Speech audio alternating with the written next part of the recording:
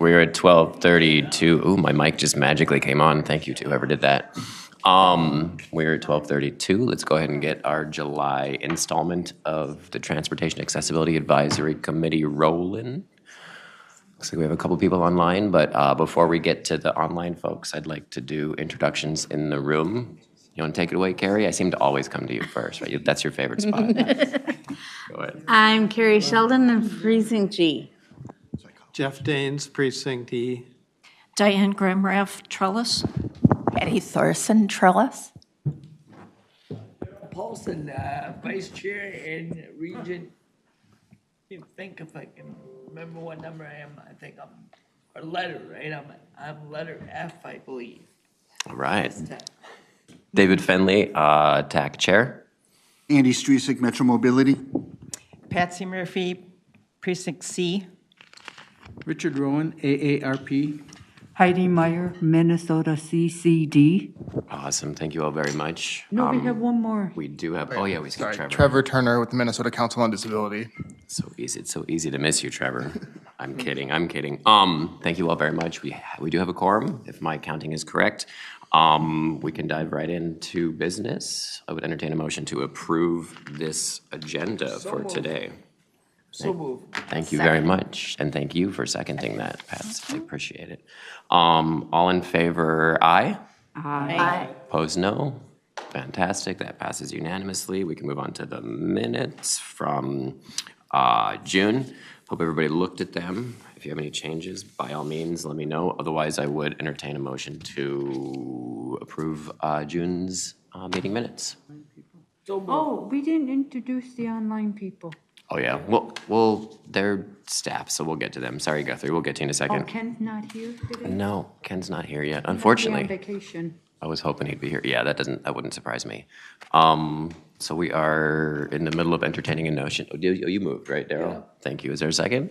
Second. Awesome. All in favor, aye? Aye. Opposed, no. Fantastic. That passes unanimously as well. Thank you, Heidi, very much for reminding me that we did forget to introduce the folks online. Guthrie, would you like to go ahead and introduce yourself? I'll give you a quick. If you're ready, as he rushes back to the computer. Dave, who moved for the agenda to be approved? Darrell did both agenda and minutes. Okay, and who seconded the agenda? Patty. Yeah. Or me, Patty Thorson. Yeah. Okay, easy, thanks. Okay, well, when he comes back, we can get him to introduce himself. Not the end of the world. We can dive right in with Elizabeth Jones and Craig Lamothe. Did I pronounce that correct? We've heard from you on the Purple Line a few times, and Elizabeth on a bunch of other things, because you do a lot of outreach for all the different lines, if I'm correct, or maybe you've changed jobs. But it's awesome to have you back. I think it might have been at least a year, but please feel free to come and let us know about the Purple Line. And Darrell, if you have anything you want to do to introduce, by all means you can as well, because I know that you're our liaison. No, I just talked to them. I've seen their update, and I was just doing some community engagement with Carl. Is it Carl? Was he out in at Cups and Cheers last week, right? I had a good conversation with some folks over there. Awesome. Well, thank you, Darrell, for both being the liaison and for doing the hard work over there. All right, so please take it away. Let us know what you got for us. Well, thank you, Mr. Chair and committee members. Craig Lamothe, Purple Line Project Manager, and I have not been before this committee for Purple Line, but I've been with Metro Transit better part of a couple decades. I think the last time I was back before this committee was a long time ago for Southwest LRT, back before it even got the name Metro Green Line Extension. But I'm here today to talk Purple Line along with Liz Jones. And I think the last time this project was before you was probably when it was still led by Ramsey County. So the council's been leading this project now for about a year and a half. And a lot has changed since the last time this project was before this body, and that's what we'll spend some time talking about today, as well as talking to you about how to get your involvement as we move forward from where the project sits today. If you can go to the next slide. So I'll spend a couple of slides giving a project overview. Then I'll spend a few slides talking about the BRT Route Modification Study, or RMS, Phase 1 update. And that's really work that we have been doing mostly last year. And then we'll talk a little bit about, or Liz will talk about, early BRT Route Modification Study, Phase 2, which is work we're just now embarking upon. But we've done some engagement before getting into the technical work. And then I'll spend a few slides, probably a dozen or so, talking about what is that Phase 1 or Phase 2 work that we're going to be starting here in July, and how long is it going to take us to complete. And then Liz will talk about the engagement plan for this Phase 2 work that we're going to be doing. Next slide, please. You can go to the next slide. So as the council took the project over in late 2021, that's when it got assigned the purple line, so that it became the Metro Purple Line rather than what it was known formerly as the Rush Line. And if you know a little bit about this project, the planning for this project spans about 2 decades. The first time it was ever discussed was part of a MnDOT study back in 1998, so there's a lot of history with the Rush Line and now Purple Line. But shortly after the council took the project over at the end of 2021, there was an election about that same time that brought in a new set of elected officials in White Bear Lake, which was the northern end of the line.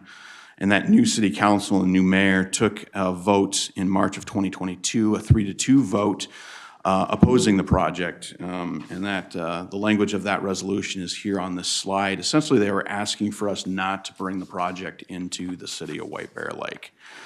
So that was about the same time that we were bringing consultants on board to help the council advance the project. So we had to deal with the change of direction. And so that was what became known as RMS Phase 1. So it was really looking at how do we truncate Purple Line to some other place than downtown White Bear Lake. And that was much of last year that we focused on that. And we were looking at ending either in Vadnais Heights, over at Century College, or at the Maplewood Mall Transit Center. Go to the next slide.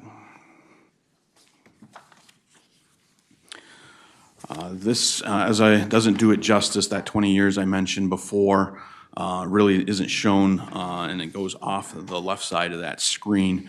But the pre-project development phase that the county led really ended in 2017 with the selection of that Purple Line to downtown White Bear.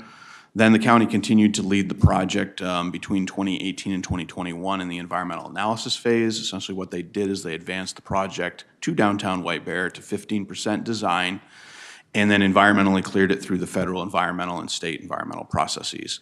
Then they handed the project to us at that end of 2021. We are now in the federal program that funds these projects. We were entered into that program in December of 21. We are in the project development phase, and that phase concludes this December. But as a result of RMS Phase 2, which I'll talk about later, we are going to be seeking an extension of that 2-year period of time from the federal government so that we can stay in the federal program but complete the work that needs to be done. Next slide. Just pulling this is a map this group has probably seen several times. This is really the existing metro network in addition to the future metro network, hopefully most of which will be implemented and operational by 2030. So Purple Line, as you can see there, is over on the right-hand side, serving really that missing link to the metro network, serving the northeast portion of the metro area. Purple Line that we're looking at right now, and I'll talk about, we'll share a segment of Maryland Avenue with White Bear, or with H-Line, and then it shares Robert Street, just outside this building, with the future G-Line. So there are segments of Purple Line that will have extra service because of another BRT route sharing part of the alignment. Next slide. So I'll talk a little bit about that phase of work in a couple slides here that we spent about 10 months doing in response to that city resolution from White Bear Lake. And essentially our goal was to still have a Purple Line project that met the needs of the community, but also was compliant with the wishes of the elected officials in White Bear Lake. So find some place that made sense to logically end the line that wasn't downtown White Bear. If you want to go to the next slide. As I mentioned earlier, we looked at 3 endpoints shown on this map. A park and ride off of 35E in Vadnais Heights City Center. That's an existing Metro Transit facility. The Transit Center at the Maplewood Mall, and then Century College. So we looked at those 3 endpoints. We looked at many different ways to route to those 3 endpoints, and that's what's over on the right-hand side.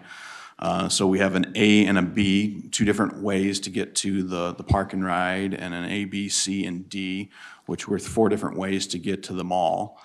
And then by extension, anything that went to the mall would also go on to Century College. So we had an A, B, and C there. So we looked at all of those. We actually started with a greater bucket of options early in the process, but these are the finalists that made the most sense to explore deeply and to talk to the public about. If you want to go to the next slide. So what we learned by late last year, factoring in things like ridership and travel has changed since coming out of the pandemic, different than what it was in 2019. And we were also seeing inflation that we hadn't seen since the 80s.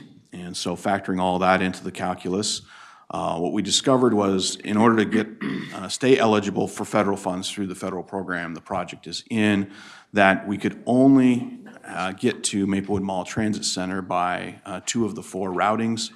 All other options did not work. It does not mean that there weren't needs for better transit service to Vadnais Heights or to Century College. We heard that loud and clear from folks at those 2 endpoints. It's that we could not make the metrics work within the federal program that we were seeking funding for, which is the primary funding source for these large transitway projects.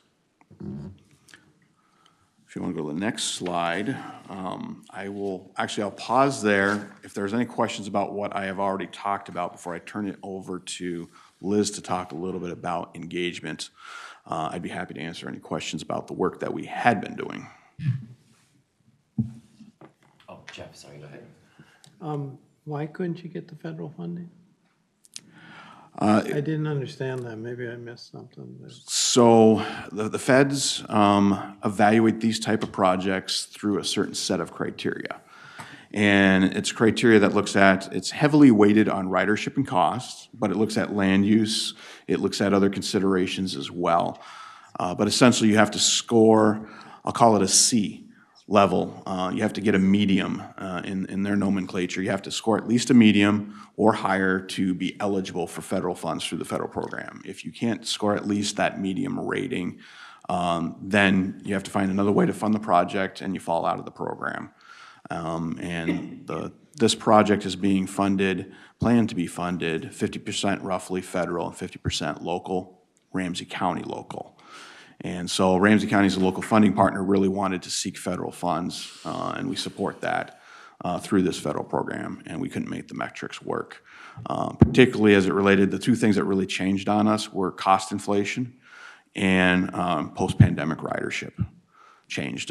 As you all know, a lot of the commuter market has been very, very slow to come back. That's why you don't see as many express buses or full express buses or full park and rides. So particularly as the further north we went with Purple Line, we encountered more and more of the market was coming from that express downtown work commute that just isn't there anymore. So Vadnais Heights Park and Ride didn't make as much sense because we weren't generating all that much between the mall and Vadnais Heights. Century College was more of a function of, we serve a lot of colleges with a lot of the transit service we have, including transit ways, LRT and BRT, but most of those facilities are in the middle of the line, so they're great ridership generators when they're in the middle of the line, but there's not much else up in the Century College area other than the FedEx facility, so we were having a rough time being able to show enough ridership from the mall to Century College year-round. That's the other dynamic with the colleges. Heavy fall semester, pretty decent spring, not a lot going on during the summer. And for Century College, not a lot going on the weekends either. So challenging to serve with a BRT line. Again, not to say there wasn't a need for better transit service. I have a question too about Metromobility. Will this Purple Line not being extended into White Bear Lake affect the range of Metromobility, or is there already bus routes there that would allow Metromobility to function in White Bear Lake? Maybe that's a question for somebody else, but I'm curious. Mr. Chair, that's a great question, and that might be a better question for, it was something that was brought to our attention last year as we were looking at the 3 different endpoints. And at the time, there's service pre-pandemic that extended to White Bear Lake. I think that is all being analyzed through the Network Now process that Metro Transit has underway now, really resetting what the transit system wants to be between now and 2027. So it might be more of a function of what the outcome of that process is. Okay, so it's still unclear if it's gonna, lessen the range of Metromobility. Go ahead, Heidi. And then the other thing I noticed, like in West St. Paul, like the 75 got cut back because not enough people. But then I can't go to the Northern Human Service Center, the Northern Service Center over by Cubs, and go grocery shopping because my hours have been more spread out. Is that going to happen because you didn't get the funding that people like us who need the city bus or the trains or Metromobility? Because I know it's not a lot of people using it, but they keep cutting back to the point where we can't get anywhere, and I sit for hours just to go home or to go there.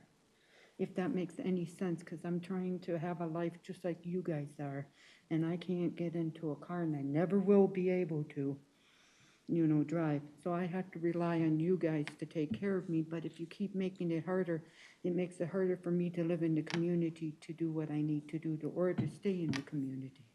So how do you deal with that? Because I know people are starting to work at home and people aren't coming back and stuff, but it's getting to the point where people with certain disabilities are being, like we can't go out. I don't know how to explain it, but I've noticed that on the last changeover we had for the buses, I have to really figure out how to get to where I need to go correctly and be creative. I think you nailed it pretty right on. Folks with disabilities rely heavily on public transit, and if it's not going to stay or not going to be expanded upon, we're probably the first folks to lose independence. I'll put it that way, which is very nice. I have to go to these meetings now in person. We can't do them over Zoom anymore. And so Human Services is saying you have to be in public. How can you be in public if you keep taking it away from us? When you say you, I assume you're referring I'm to just the entire referring to system, all the yes. people who have to deal with the transit station, any kind of transit. Yeah. Andy, did you want to fill in here? Go ahead. I just wanted to clarify for everybody, while it would have been potentially possible to expand Metromobility service hours in White Bear Lake, they're currently really robust. We serve White Bear Lake Monday through Friday on the Metmo side, 5 a.m. To midnight, Saturday and Sunday. Also have pretty good service. Saturday is 5:15 a.m. to 1:15 in the morning. Sunday is 8 a.m. to 11:30 at night. So it's not a shell service. I should just clarify too, it would not be in keeping with Metromobility's past practice to remove service overall from a community if it lost bus service altogether. So if regular route service just, for example, fully stopped in White Bear Lake on a permanent basis post-pandemic, that service would become non-ADA service, but it would stay within the Metromobility service area footprint, and we would continue to provide service there in a non-ADA capacity. Metromobility has chosen not to incorporate yet any of the service cuts that took place during the pandemic, because we are looking at that as sort of a situation that's in flux, and it's been a slow process to decide you know, what service is coming back on fixed route and what normal is going to be in the longer term. So the last times that we imposed any kind of changes to our service area reflective of fixed route cuts would be cuts made in 2019, pre-pandemic. So I just wanted to clarify those things since you asked about them all. Thank you, Andy. That was a good clarification. So service, hold on one second. I see your hand. Hold on one second. So, well, to clarify, my question was asking is if service will not be expanded because this is not going to happen in White Bear Lake, and the answer, I guess, in short, would be yes. But Metro Mobility already has a pretty decent service area and time coverage of White Bear Lake, as to what you just said. Perfect. Okay, that's good clarification. Heidi, go ahead. But what I wanted to say on top of what you guys are talking about is just making sure you're thinking about the people with you know, that absolutely have to use it. And we're not getting cut back so much because, because I don't know how the trains and buses get looked at, you know, and then they decide, you know, in between this or no, none. So I just want you guys to really think about, just because you don't get funding, you don't get certain things, that the whole world gets turned upside down and there's not hardly anything. Because I still need to go to certain places and do certain things. And once it was liable, it was real, it was there, and now it's getting harder and harder. And I only live, to be truthfully honest, if I had a car, I'd be there in 5 minutes. But now I have to rely on the city bus to take me, and it's taking me, and you wouldn't believe how long I sit there just to go to the meeting. It's just an example. Thank you, Heidi, for sharing your experience. Just so we are clear, as far as I know, there are cuts happening. There's just a lack of expansion happening. That's correct? Okay. So no cuts. Continue, please, unless anybody has more questions. Take it away. All right, thank you, Chair and committee members. I'm Liz Jones. I'm the Outreach and Engagement Lead for the Purple Line. I know I've been in front of many of you before regarding the Gold Line projects and other projects that David mentioned. So good to be here today regarding the Purple Line. I'm just going to talk a little bit today, right now, and then later in our presentation about how we have been chatting with folks, including yourselves, starting out to talk about this new potential route for the Purple Line. So really, when we've been out, we try to meet people where they are at and where they're already coming. So committees like this. We do also have a Community and Business Advisory Committee for our project, and Darrell represents the TAAC on that committee. So we're appreciative that he continues to serve on all of these committees. We have an elected and appointed officials committee of Met Council members and elected officials throughout the cities that the Purple Line will run through. We also have been chatting with city councils and other neighborhood and district councils to let folks know where the Purple Line is at. We try to pop up into community spaces as much as we can. So farmers markets, existing bus stops and bus routes. There's a few adult ESL programs kind of in this White Bear Avenue, Maryland Avenue, where we're looking at a potentially new Purple Line route. And also just kind of canvassing and stopping by and chatting with folks who live and work in this area to really let folks know that this is a new area. This Maryland and White Bear Avenue area in St. Paul and Maplewood is a change from the previous Rush Line and the previous Purple Line. So really just kind of spreading awareness that the Purple Line is looking to serve this new area, and any comments or questions that folks might have. And we'll, as we continue to get more information and feedback, we'll have more information to share with folks, including you as well. But really wanted to be out in the community and here today to let you all know and the broader community know where the project is at and how we might continue to engage with you as we go through this process. So we've also, we have project newsletters, we have our digital communication, social media, we try to do website updates, and I already mentioned canvassing and the existing routes in this area, so the routes 80, 54, and 64, so hopping on those buses and chatting folks who take existing routes kind of in this general area is where we've been chatting with folks as well. So some of the, next slide, please. Some of the kind of big buckets that we've been hearing from folks during this initial kind of May, June, and now we're kind of this early July timeframe. A lot of comments and questions about safety and security, kind of Metro Transit as a whole, which we're continuing to hear. And I'm sure many of you are familiar with Metro Transit's Safety and Security Action Plan. So we've been able to kind of share some information with folks on that as well. Just kind of general, we want to know where folks are going to and coming from. So for where folks live, work, where you travel to for errands and appointments, things like that, kind of in this area of the Purple Line, and just kind of existing conditions. White Bear Avenue in Maryland, it's very busy areas, lots of businesses, lots of organizations, lots of people. So really just kind of getting that feedback from folks on the existing conditions of the area. Also transit services in general. So similar to comments that you made, Heidi, a little while ago, some of the frequency and reliability concerns on Metro Transit as a whole, and that real need for existing frequent service. And the unfortunate declines in service and some of the route cuts that Metro Transit has had to make. So kind of collecting all that information from folks throughout the communities. These are the big feedback areas that we've been hearing. Next slide, please. And this is just a little bit deeper dive into some of these comments. So again, this is primarily to that Maryland and White Bear Avenue area for the Purple Line. So there's been a lot of support from folks that we've chatted with so far to look at White Bear Avenue. A lot of comments from folks that there, are a lot of businesses, are a lot of community services, and folks who live in these areas, an existing service that would be great to connect to.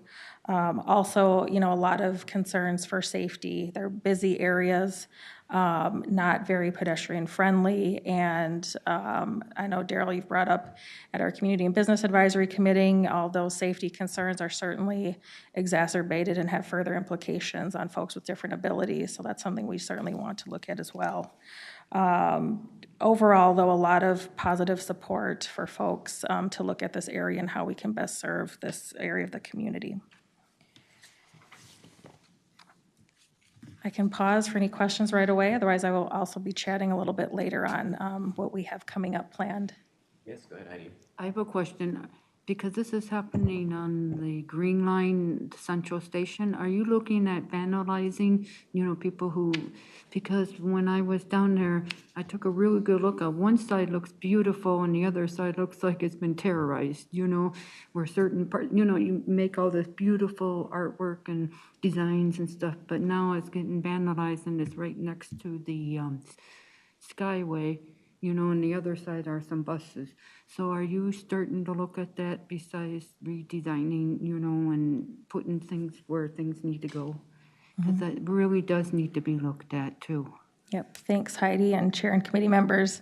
So just to clarify, just really looking at more of the design and layout to help deter some vandalization. Is that kind of what you're getting at? Yeah, because the Green Line I noticed in the last couple, I don't know how long it's been going on, but I don't know how they can break heavy duty metal and damage it. And the other side of when heading to down by the baseball field and the end of the line in St. Paul, it's all beautiful. Yep. And then we got one side that's just like, if it's not spray paint, they're terrorizing the metal, they're scratching the, where you put your tag, you pay, and vandalizing. And seriously, there was a fire on the other side and they tried to burn the sign, where you had a plexiglass sign. Yep. So how do you work with that? And also the drainage is getting clogged to the point where I reported it because you can't even stand in it and, and not smell it or be in it. Thank you, Heidi and committee members and chair. That's great comments and questions. I know Metro Transit as a whole has their facilities maintenance folks.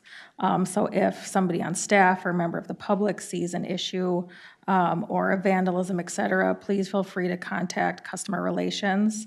But a lot of maintenance staff come by and check stations and stops regularly, so they a lot of times see the issues themselves and kind of respond as soon as they can and go through those protocols.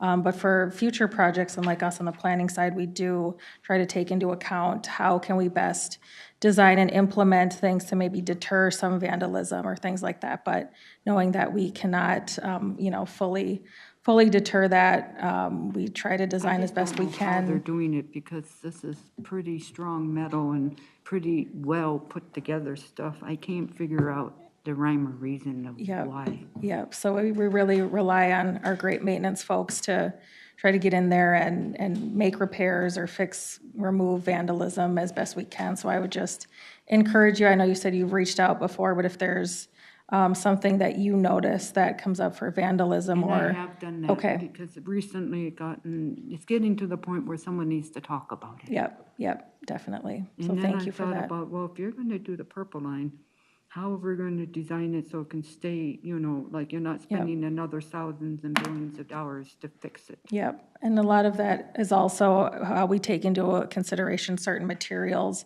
versus others that might be more hardy or last longer, or might have some of that kind of, I don't want to say vandalism proof, but there's different materials that you can utilize that help maybe deter, not, ruin things so much. So thanks for that. Thank you, Heidi. Just one second. Thank you, Heidi. Thank you, Liz. Just a reminder to folks, out of respect, let folks stop talking before we interrupt. Go ahead, Darrell. Sure, my question is focused on more of my work and where I should be focusing the next 3 weeks. I know you're doing some engagement, public engagement around Maplewood in that area, particularly for 3 weeks. And then it's supposed to come back to you and you guys are supposed to compile that. When does that start and what does that look like? I know I attended the Cups and Cheers event last week with some Purple People folks, and you had staff there that had a table. We looked at the map. They did the whole map exercise, which was interesting. I like that. So I hope you guys take the little sticky notes to heart, because I know at least 3 of the seniors that were there that I dealt with, they were intentionally writing their notes. And I made them take pictures of it before they pulled those notes off, so. Great. Thank you, Darrell. The one thing I want to know is how can we be more proactive with this new possible route alignment? And we know that this is not the preferred route that's under the feds. So how do we accept the excitement, right? But we understand that, how do we convince them that, hey, this is not what we told the feds we're gonna do? So at some point, you either gotta convince the feds that this new route is the way to go, or how do we convince the public that, hey, we understand your concerns, but the feds are going to approve this route, and this is the way we gotta go. I know it's tricky, and we don't wanna say yes or no to anybody right now, but I mean, at 30% design, that's already done, and now we're starting back to zero, to look at it again. It's kind of, I don't know. I just need to know where I need to go and where I can direct my people, because I understand shortening the road, making the road narrower will slow down the traffic, so it gives that perceived safety, and we don't have some of the businesses there, so it's a good thing. And also, in full disclosure, it would be closer to my house. I kept telling people I wouldn't be closer to my house, because I didn't want this to be the new route. But they walked it with me and they said, yes, it's closer, Darrell. I'm like, okay, so I have to admit, yes, it would be closer to my house. I would benefit from the new route change, but I still think that we should be telling people the truth instead of accepting all the excitement, because the same people that were against it, because it was along Bruce Ventil, they now think White Bear is where it's gonna go, and so I let them think that. But how long can I let them think that before I say that's not the case? Well, Mr. Chair and Darrell, Yeah. I think that those are good questions. I think some of those questions will be answered in the slides that we still are planning to go through here. I think staying engaged, and you'll see the schedule we're planning on. But this is going to be a long process, and there's going to be a point in which we'll have to compare this new route that we're all excited about exploring back to the old route, because that old route is still the project of record. And so a decision will need to be made after benefit of full information available. So it's another year yet, right? At least. All right. I'm hanging in there. I'm hanging in there. Well, with that, if there are no more questions for Liz, I can go on to. Please continue. All right, let's go to the next slide, Jason. Go to the next one. Here we go. So we are embarking upon RMS Phase 2. As mentioned, we did a little bit of work in May and June to start things. Things that had to be critically done, like getting the word out that we were exploring White Bear Avenue and Maryland Avenue, and Liz's team led that effort. We also had to get a traffic counts all up and down Maryland and White Bear Avenue before schools let out, and not do those counts during the summer. But this is in direct reaction to a public process that was led by the city of Maplewood in reaction to the work we had done last year. They desired us to take a little bit more time and to get more public feedback. And what ended up happening is they wanted to lead a process themselves in February and March. As that process was coming to an end at the end of March, it was clear we were hearing from folks who did not want to lose the green space that is the linear corridor today that the Bruce Vento Trail is in. And in hearing that, Ramsey County introduced a letter to the city, Ramsey County as the local funding partner for this project, saying that we'd take a pause, step back, and look at whether it was feasible and viable to have Purple Line be on White Bear and Maryland Avenue. But specifically with dedicated lanes, which is important for speed and reliability, and it would come with lane reconfiguration, which that means this is different than what was looked at in 2015, because it was looked at for Rush Line, the predecessor project. But there it was looking at taking all of the homes and businesses on one side of White Bear Avenue or the other in order to get those dedicated lanes. Because back in 2015, it was somewhat taboo to talk about taking away roadway capacity from personal vehicles. And so that's different than what we're looking at now. We're actually going to stay within the public right-of-way and reduce the number of lanes on White Bear Avenue and replace them with dedicated transit lanes. That is the concept that we're now exploring. We need to bring that concept up to a point where we can make an informed decision, or the policymakers can, on whether it should be the Bruce Vento Trail co-located corridor or White Bear Avenue and Maryland Avenue.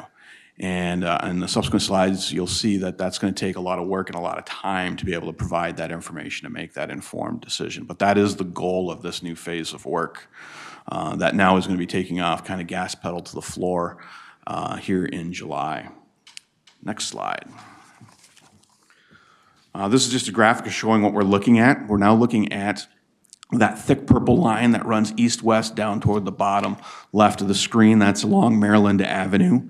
From basically Cub Foods, if you're familiar with that area, over to White Bear Avenue. That's the segment that will also carry the future H-line, which coincidentally would be built about the same time this purple line would be as well. That runs the full length of Maryland Avenue.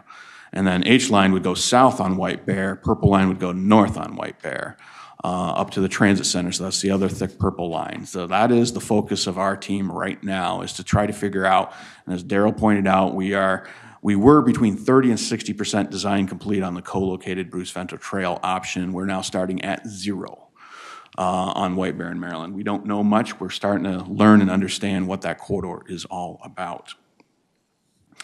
And so we'll be looking at that, and then if we can show that we have a purple line on that alignment that goes effectively to the transit center, we may explore some of the questions we explored last year, which is, could we possibly go any further north to Vadnais and or Century College? If you go to the next slide.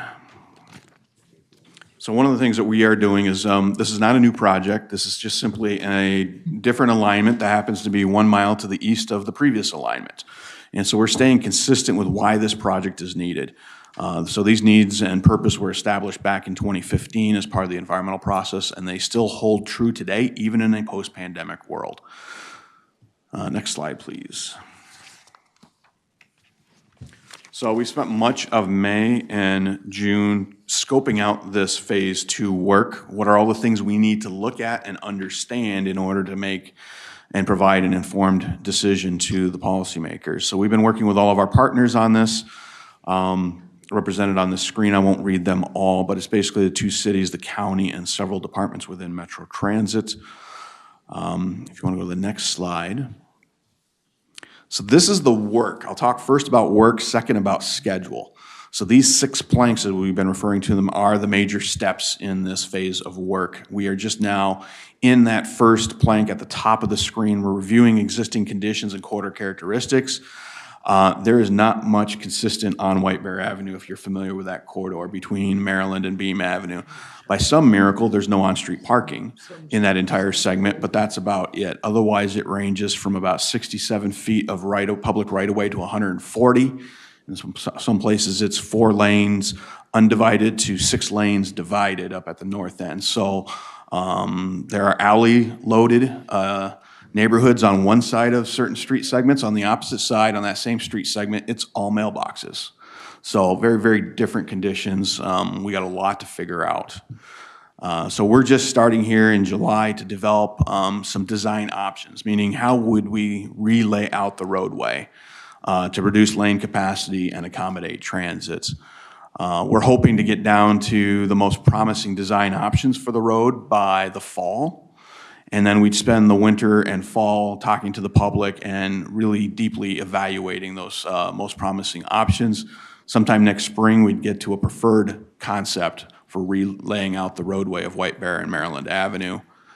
Then to the point Darrell had mentioned, we do need to compare back to the co-located Bruce Vento Trail corridor. So we're gonna have 2 comparisons, apples to apples between the 2, and then figure out what the public wants and what the policymakers want. And then ultimately, by next fall, more than a year from now, we would get to a recommended decision on Purple Line. Where does Purple Line want to end and which alignment does it want to be on? And we'll be doing public engagement and outreach throughout that process. Next slide. Sorry, quick clarification question I just missed. At what time will that be decided? Right now, we've penciled in, emphasized penciled in, September of next year on that final decision. Thank you. Go ahead, Heidi. When he said penciled in, does that mean it could get erased and removed? You know, like the date or the time to your question of what you asked? It's a very loose end date, basically, is what that means, yeah. Okay. Yeah. Yep. Just wanted to, you know. Emphasize loose. Oh, very loose. Okay. We think we have a realistic schedule, and if we can hold to that schedule, we will get to that finish line in September of next year. Well, it's good to have goals. Yep. And with Craig being ahead of the project and Liz doing community outreach, they tend to stay on track a little bit. Unless they talk to me, then they get derailed a little bit, or they talk to Maplewood.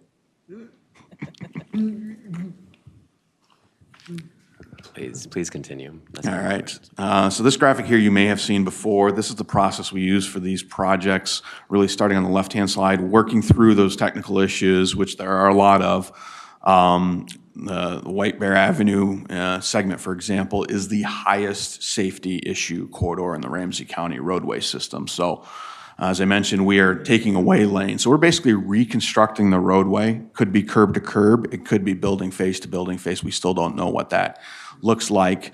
But the street is going to look different. This isn't just routing a transit line down an existing street. We are going to be rebuilding all that street. So there's an opportunity to make it better for all modes, particularly pedestrians and bicyclists, and deal with areas where we know there are high safety issues and crashes and deaths occurring along the corridor.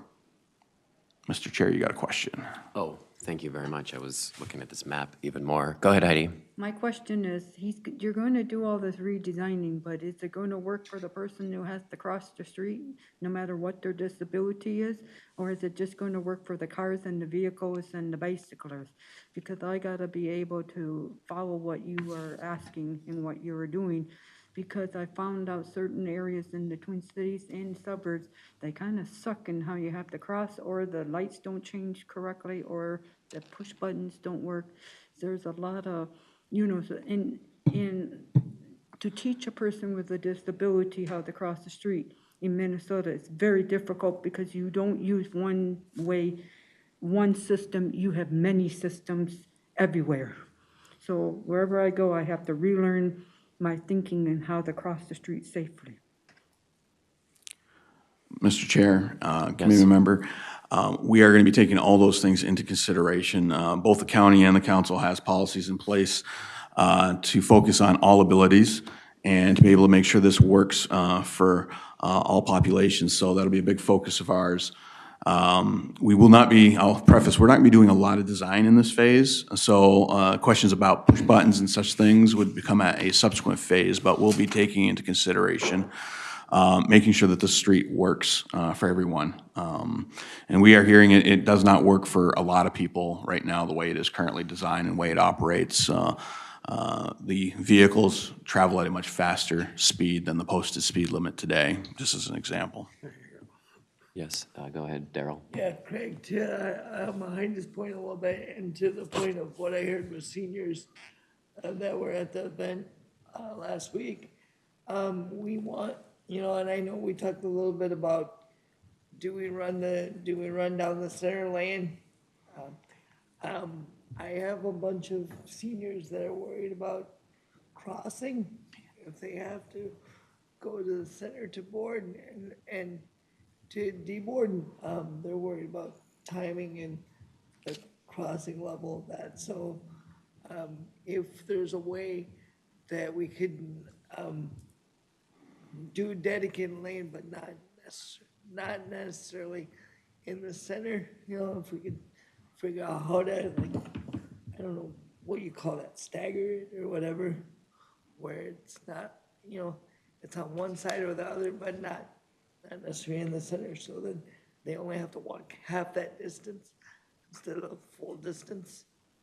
Yeah, I don't know if I made any sense, but. Thank you, Darrell. And I think similar to Heidi's question, we might be getting a little bit ahead of ourselves in terms of design. I guess that would pose the question, can you come back when there's some design in place so we can be like, oh, hey, that is horrible for folks with disabilities, or that's fantastic. I think on, Mr. Chair, on Darrell's comment, I think it would be good to come back when we get down to developing some of these design options, because we are looking at center running, side running, most likely a whole mixed bag of stuff. As indicated before, we were dealing with tight right-of-way and wide right-of-way. So easier to do certain things at certain locations and less easy in other locations. And Okay, go ahead, Heidi, yes? And my other question is that if Minnesota is going a certain way with the crosswalks, like buttons and certain things, like most areas have the exact same thing, then try to think about those kinds of things, because I go to a lot of places where you got none, you got this kind of style of sounds and buttons and talking, no talking. So if Minnesota is going a certain direction of, we're going to all use this kind of thing, then I want to see it in all designs so we can start teaching people without disabilities and disabilities how to cross safely, because I don't know how to teach it, and I had to do this once, and it's not easy. So just keep that in mind when you're picking your products. Thank you. Thank you, Heidi. And it's my experience that Metro Transit picks APS, high-quality APS associated accessible pedestrian signals. So while they won't be everywhere in this region, they will definitely be on this corridor when they do the rebuild. I'm just bringing that Yeah. to their attention to Thank keep you. that in their minds, because it's hard to teach when it's all over the board. Thank you, Heidi. Go to the next slide if you can, Jason.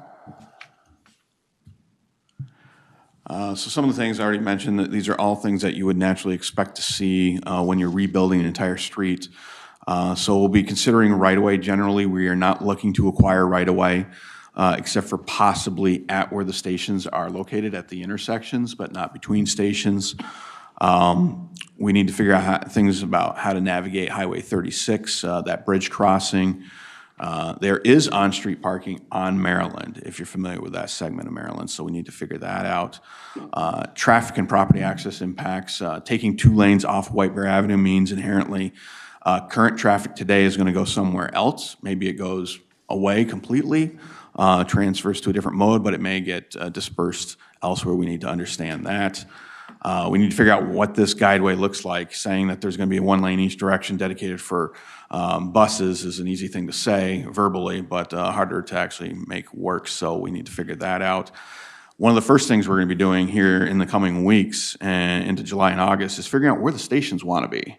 We didn't really have to answer that question with the previous alignment because it was a former freight rail corridor. We had a station at every place the local road system crossed that former freight rail corridor. We're actually expecting, instead of 4 stations in this linear distance, to have 8 to 10 stations. So we'll be serving more people, more locations than the other corridor was proposed to do. There's more opportunity. And then, as previously mentioned, we are going to be focusing on pedestrian and bicycle because it's a full street reconstruction. Next slide. Station locations. One of the first things that we're going to be diving into here in July and August, we're hoping to get to a point from the policymakers on a recommendation or concurrence on where staff proposes the stations to be in September. So we're going to spend a lot of time looking at where it makes sense. A lot of these bullets here drive that. Public feedback we're planning on going out, and I think you'll hear from Liz here. We got some open houses already scheduled for late July and August to get public feedback on the proposed station locations. But generally, this route, now where it's being routed, would be a replacement for the Route 54. Route 54 is a limited stop route, as some of you may know. It's very well. It's spaced about a half a mile between stops, which is what you would want for BRT. That'd be the closest you'd want BRT stations to be. And so that's our starting point for the discussion here in July. I guess the question here is what's the best feedback to get from the TAAC on BRT station locations and design elements going forward? There's several groups that have wanted us to meet with them later this summer, but before we get to policymakers concurring with station locations in September, we just want to figure out how best to get this group's feedback if this group wants to weigh in on those station locations. Oh, yes. Yeah, best way to get feedback, I know we have a couple folks who use this regularly and live out in that area, so I would lean on them. But is it a thing where you want offline feedback? Do you want to come back when you have some locations in place and we can, give you our 2 cents on that? Mr. Chair, I think we can go either way. I think we should wait a few weeks until we have some dots on a map to share and get reaction to, and it could either come back before this entire body, or as you indicated, if there are certain folks that more represent that corridor area, maybe it's best spent with a more of a smaller group setting. We can do that. And Liz is also going to talk about in her last couple slides about Public Coordinate, which is an online tool we've got for getting public feedback on many aspects, including station locations. Nice. I think either one would work. The offline one, maybe a small work group. We've done that before. That might be a little more efficient. Not to say that we all shouldn't have input, but we can weigh those 2 options. Go ahead, Darrell.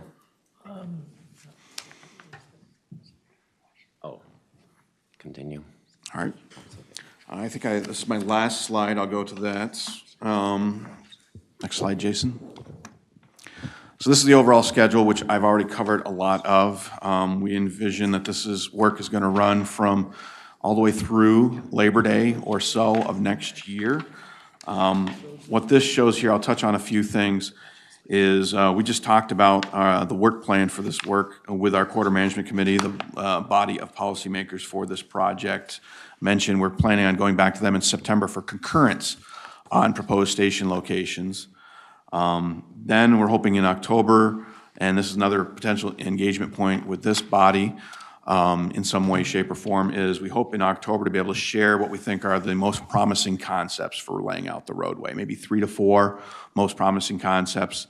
We'd be spending the winter, late fall, and early spring analyzing those most promising concepts and soliciting public feedback. And then ultimately in March, we hope to come back and be at a point where we can recommend one design layout for White Bear and Maryland Avenue, and then start sharing things like ridership cost and federal viability in the spring time frame.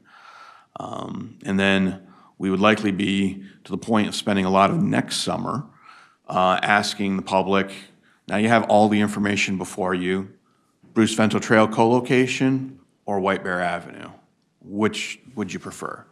And then that would lead up to a decision by the policymakers in September of next year after the benefit of both technical and public feedback.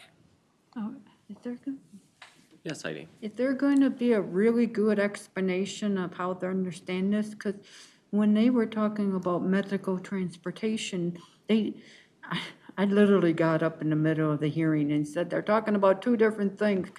Are you going to be very clear to the legislators how, because I'm a little confused what you just said, and make sure that they understand and the community understands what you're saying? So you get the real answer to the question and we do it right instead of fixing it, because I don't want to end up fixing it 5 years down the line or 7 years down the line, because this can get kind of confusing. So you have to be really clear on what you want from us and the legislators if you're asking for help, money, whatever you want from us. I'm a little confused right now. Thank you. Yeah, Heidi, so from my understanding, and please correct me if I'm wrong, Craig, is that, you know, you have your technical experts, then you have the people who actually live in the area and want to provide input. You know, you'll weigh both of what they say, and then the policymakers here at Metro Transit, the ones who actually make the decisions on where the route's going to go, then that will happen, and you're thinking that was the September 24, right? Yep. Okay. Does that clear it up a little bit for you? A little. Yeah. Okay.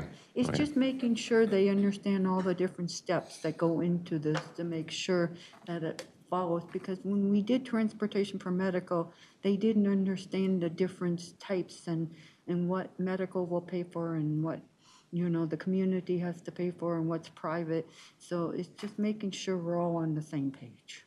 Thank you, Heidi. Thank you for that clarification. Next slide, Jason. And I think we may have covered this a little bit, I think, so I'll turn it over to Liz to talk a little bit about the engagement plan going forward. She talked earlier on about what we did in May and June, but we have a plan for going forward, and this may answer some of those questions about when we might want to be back before this committee. Thanks, Craig. Thank you, Chair and committee members. Building off of what I already chatted about with you all earlier today, we are still going to be out in the community throughout later in July, August, and September. This slide here just kind of talks about some of the material. So Darrell, I know you mentioned kind of the map and put Post-it notes down. You know, we really like that material when we are talking to people in person. So we'll continue to have activities like that. Handouts when we canvass, we have door hangers. We'll have specific surveys and questions for businesses kind of really around that business access and some of their existing challenges and concerns of the existing corridor. And just all of our, of course, digital materials. We have translated materials as well, so we can get as much feedback as we can from folks. Next slide, please.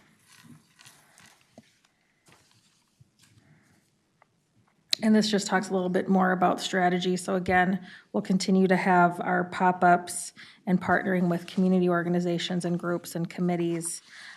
We also, Craig mentioned, we have a interactive map. So it did go live on our website. We are preparing a newsletter, so that will go out kind of broadly to our newsletter base. So please feel free to sign up for our updates. I know Darrell shares them with all of you. But it's a nice tool to be able to look at a map and provide some feedback directly throughout the corridor.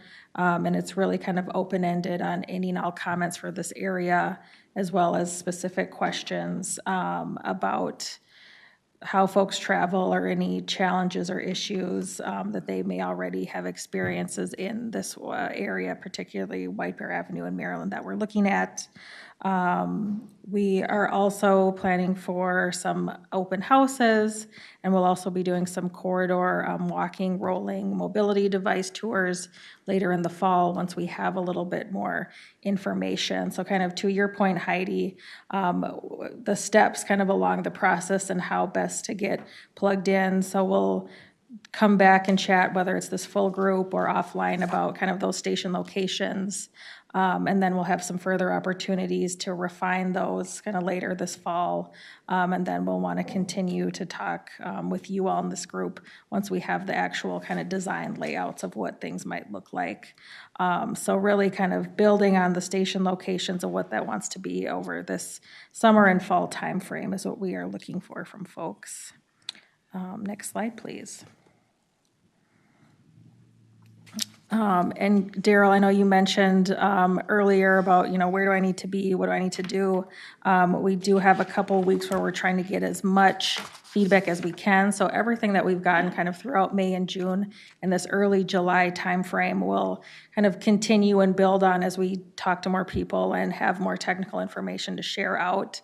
But this July 24th through August 11th, we are planning to have some specific open houses. So I will be sure to send those out to you, Darrell, and I can send them to you, David, as well, if you all wouldn't mind sharing with your networks. We will have one in St. Paul, one in Maplewood, and one virtual option. We will continue, like we've been out, to have pop-ups in public spaces. So again, with the interactive tools that we have in person with folks. Like I mentioned, the interactive map will continue to kind of get feedback from as many places, people, and tools as we can. And then we'll start to kind of hone in on more specific, these are those station areas. So kind of a big bubble honing into a smaller on where those station locations might be. Next slide, please. And really, we kind of talked about this already on how to engage with you, and whether that's coming to this committee and breaking off into smaller groups, we can certainly do that. But if there's any other feedback on that, or otherwise we can chat offline about what would be the best for this group. We can chat more with you, David and Darrell. Any thoughts, Darrell? Did you want to express that? Yeah, I would recommend that you guys come back in September. That way you can give us the feedback from the open houses from the 24th through the 11th. Okay. And then we can prepare for that discussion in the fall and winter. Does that give you enough time to gather all the comments? Yep, we'll still have some activities in September, but I think there'll definitely be a lot to share throughout the rest of July and then August. And certainly as we continue to refine, maybe it makes more sense a little bit later on to do some of those smaller group Yeah, breakouts. keep us plugged in. If Absolutely. we need to adjust, we can. Yep, we can. Do you have another comment? No, but that's great. Heidi, go ahead. My last comment on, because it sounds like we're wrapping up, but my comment is making sure you reach out to people with disabilities and do the young generation, and then the adults and the elderly, to make sure that their voices are heard, because you might get a whole different point of view than people who have very little to no disability. So we need to really hear from them and make it a wide variety of disabilities. Don't just focus on, oh, we need wheelchairs. Oh, we just need this. Because that's not how the world works. We come in all different styles. So you want everything from how they process the information to whatever equipment they use to get where they need to go, and whatever technology they use to get where they need to go. So keep that in mind when you're doing this. Absolutely. Thank you, Heidi. Thank you so much. Thank you for the reminder. I think do you have a couple slides left, or is this, or more discussion? Yes, That is go it. ahead, Patsy. I was just going to comment on when we would get together. Do you think that the September might be too close, especially if they've got possibly more input coming in their September? Should we make it October? We can always adjust on the fly too, but I mean, what do folks think? I would look to you for guidance. Well, Like Darrell, we you're want you to involved in have. it. You might know pretty good. I don't know.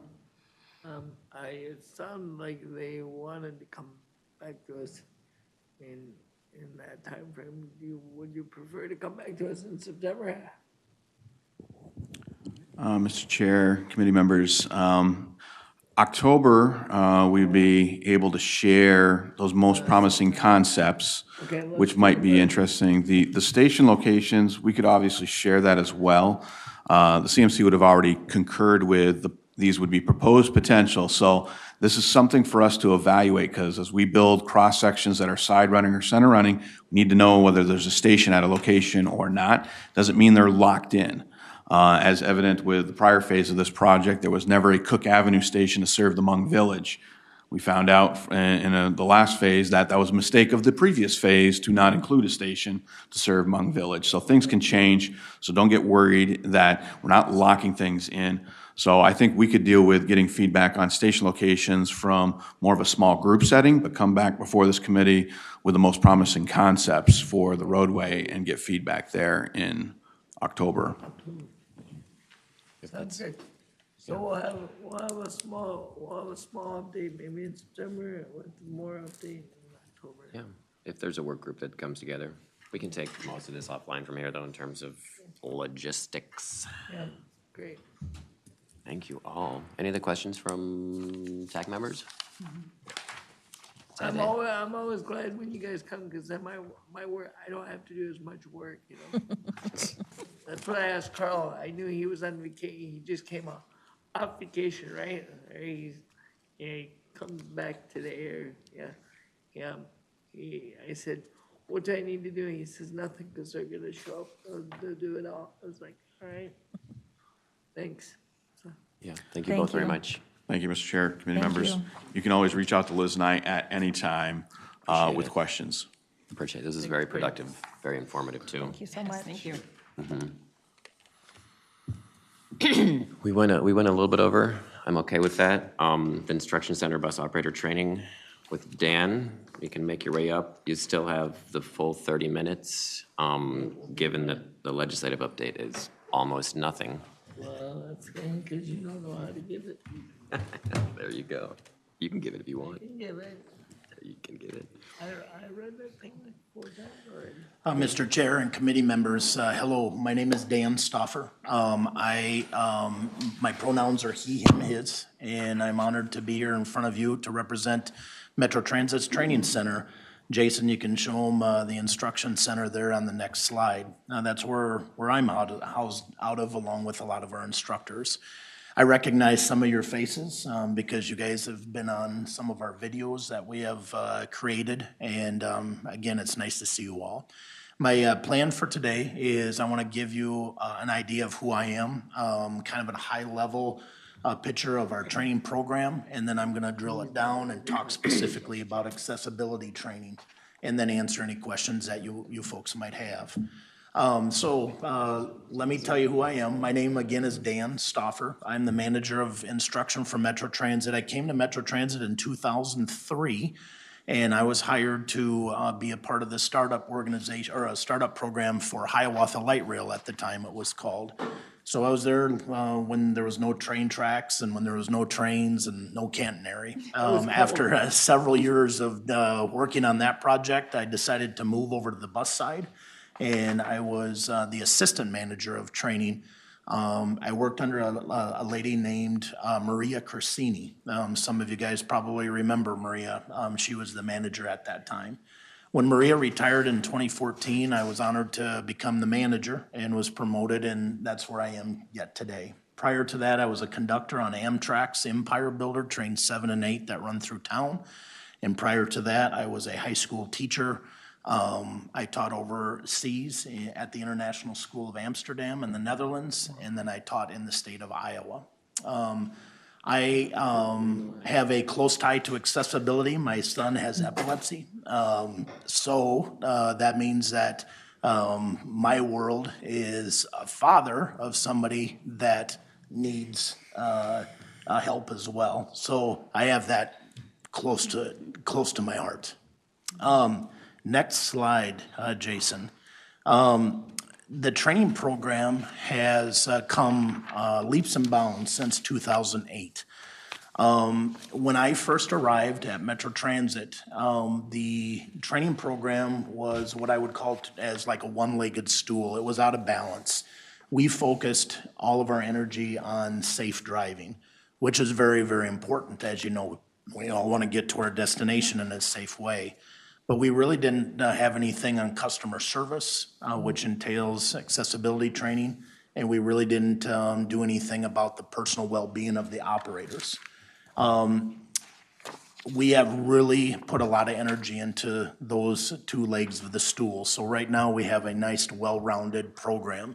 We focus a lot of our energy on customer service, and we focus a lot of our energy on the well-being and health of our operators. Arguably, as you hopefully agree with me, that's all intertwined. If you're not taking care of yourself, you're not getting proper sleep, you're not exercising, you're not keeping your mind active, then you might be a little bit crabby. And when somebody gets on your bus, you might interact with them in a more negative way. And when interaction is negative, sometimes you start to drive angrily and you drive with emotions. So we really wanted to have a holistic approach, a well-rounded training program. And so now we focus on the three legs, which is safety, customer service, and the health and well-being of our operators. We are proud to say, or I'm proud to boast a little bit, that several years ago, Metro Transit was asked by the federal government to be a part of a process where we looked to get an apprenticeship program for bus operators. So you know how carpenters and electricians and plumbers are all journey workers, and they're recognized as skill laborers. Bus drivers were never that way. And we were one of 12 organizations to be invited to be on this national program. And we learned all about it, the apprenticeship program. We sold it to our executive leaders. And like I said, I'm proud to say that we are the second in the United States to be a certified program. And we are a certified program by the state of Minnesota and the Department of Labor. So the Department of Labor comes in all the time and audits us, and audits our curriculum, and audits our time that we're giving our operators behind the wheel and with specific topics. And if we don't live up to their expectations, then they pull that certification from us. The certification is nice because once a bus operator graduates, they receive a Journey Workers card from the state of Minnesota, Department of Labor, and they are officially recognized as a skilled laborer. Our program is 2 years in length. When I first took over the program in 2008, our training program was 5 weeks. Now we have moved our training program to 2 years. And what I like about it is that it follows adult learning concepts, where you will give somebody a topic, you'll teach them all about the topic, and then they'll go out in the field and they'll have immediate application of that particular topic. That's how adults learn. You just can't keep pouring water on them and hope that things get absorbed. You have to have an opportunity for them to go out and practice and come back, and that's what the apprenticeship program's all about. Within the apprenticeship program also, we do offer mentors, and the mentor is a built-in friend, somebody that the union and management have both elected to be a part of our mentor program. And it's an opportunity for a new hire. We consider new hires their first 2 years. It's an opportunity for them to have somebody to rely on, a shoulder to cry on when things aren't going real good, and they need somebody to pick them up, and a high five for somebody that's doing a good job, and it's that built-in friend. Within our training program, and Jason, you can move to the next slide. Within our training program, we offer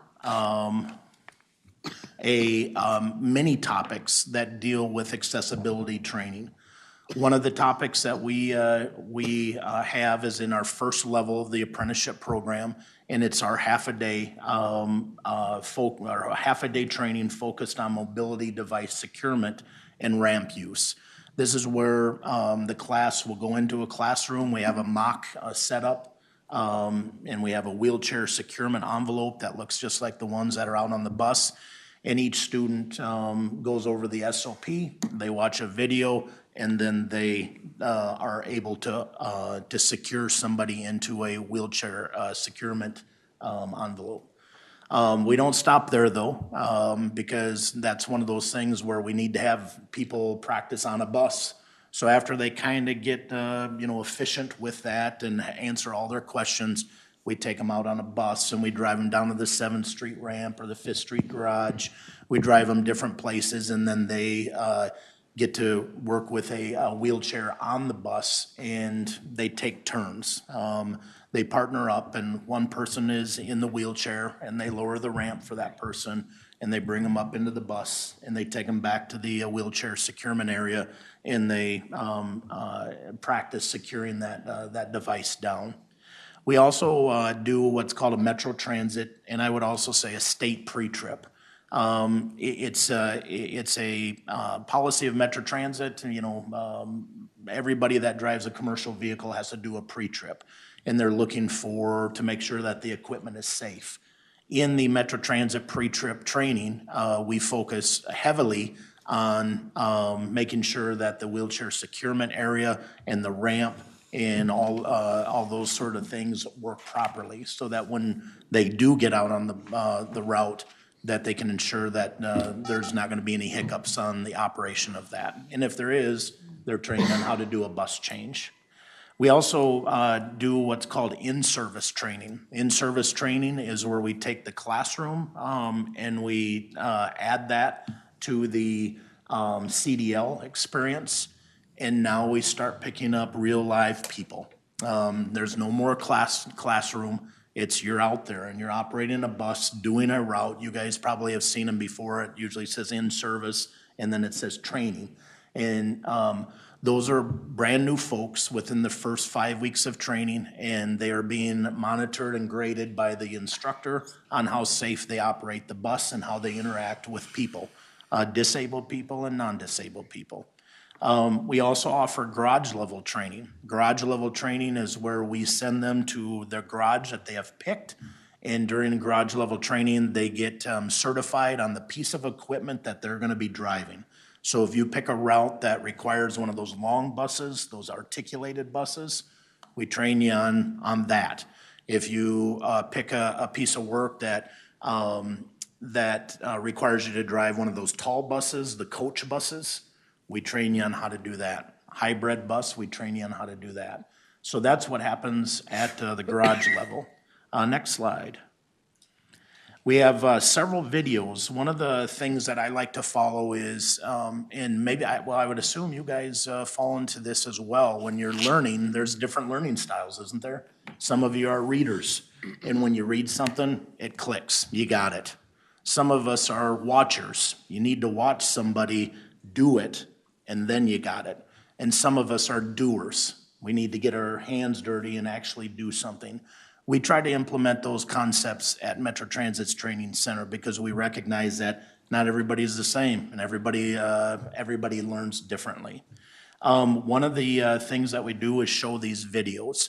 Let me describe some of these videos to you. First off, the first one off the bat, you guys should be familiar with. A lot of you I saw on that video. And that's how to ride the bus. We show that to every new student that comes through our door, and we thank you guys for your collaboration on that. The accessibility video, that's a video that covers how to use accessibility features on our Metro Transit buses, BRT buses, and light rail trains. It covers how to board, how the driver will assist, service animals, mobility devices, and blind and deaf needs. The next video there is the mobility device video. This is talks about ADA responsibilities, Metro Transit rules and policies, and how to make a call to the TCC. It covers how to make a stop, basic securements of wheelchairs, scooters, Q-Pod, exiting, people that are in a wheelchair device, and segways. The next video is the ADA bus stop video. That is a 4-minute video that demonstrates where buses should stop for a person who is disabled, specifically the blind or blind deaf. We show the winter driving video. The winter driving video covers keeping passengers and pedestrians safe stopping in bus stops with snow and ice, pulling up and stopping in a crosswalk, stopping in a cleared path, lowering the ramp in a clear area where it is level, and also kneeling the bus for everyone, including those that are in mobility devices. And then we also show the driving weather video, and that's provided to us by the Smith System, which is a nationally renowned defensive driving school out of Houston, Texas. Should I pause and maybe take some questions? Sure. I know I have one, and I see that Heidi has one as well. You have one too. I'll go to Heidi, then Darrell. Go ahead, Heidi. Well, when you were talking earlier about training, and you were also talking about safety, I have seen bus drivers seriously, as they're driving a huge vehicle, they shouldn't be eating sunflower seeds or be taking a sip of drink. It should be, you know, more appropriate, because you can see it on the camera. You can't miss the mess, you know. So that scares me, you know, no matter if it's winter, summer, fall, whatever. And, you know, just keep that in mind. And then training, think about people who use all of them, all the things you said about, you know, reading or seeing or doing, but then there might be people who do it, take all of those, but then, you know, then you figure out, okay, they like to read, they like to see, they like to learn, they do hands-on, and how do you work with those types of people? And I don't understand, unless I'm wrong, you were talking about the, they learn from different buses, but I know they, every so often, they will rotate to another route. And I don't know if they have been trained to go to other buses, or if they always stay, because I don't know how many buses you have of the different kinds, and then do they stay in that one area? I just know they rotate every so often, you know.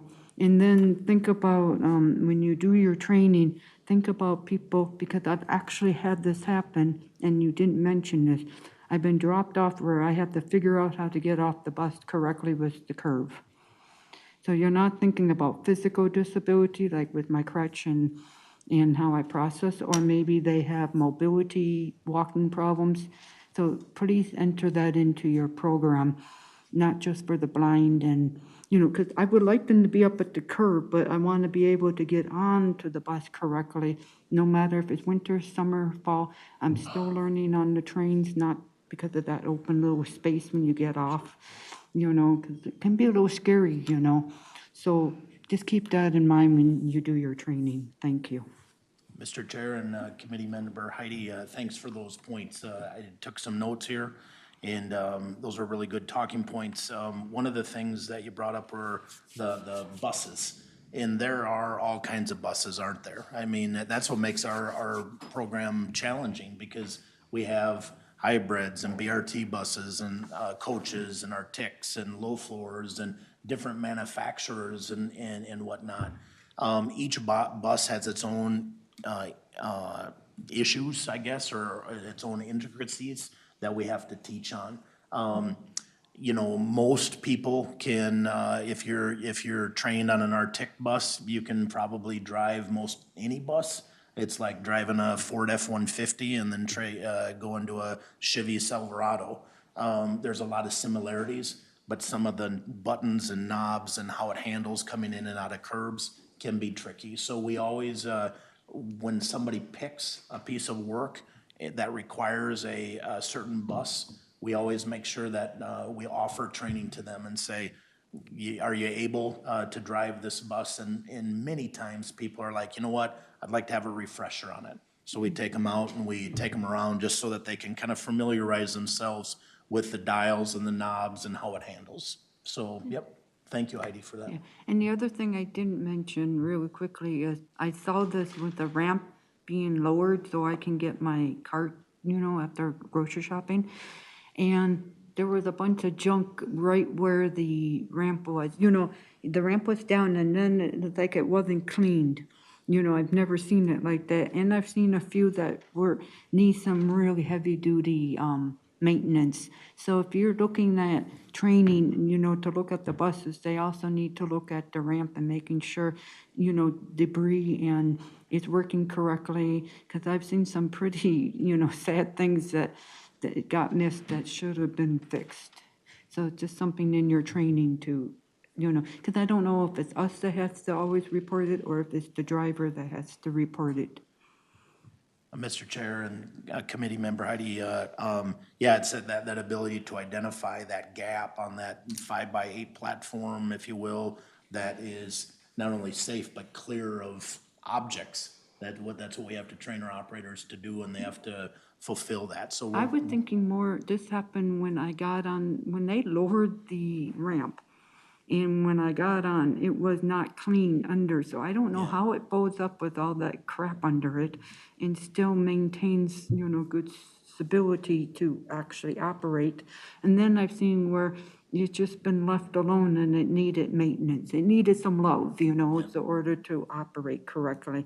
And that's where it falls apart a little. So just keep that in mind, because I've seen it and the driver saw it. It was just like, how can you miss this? This is like a very obvious thing. Thank you. Thank you.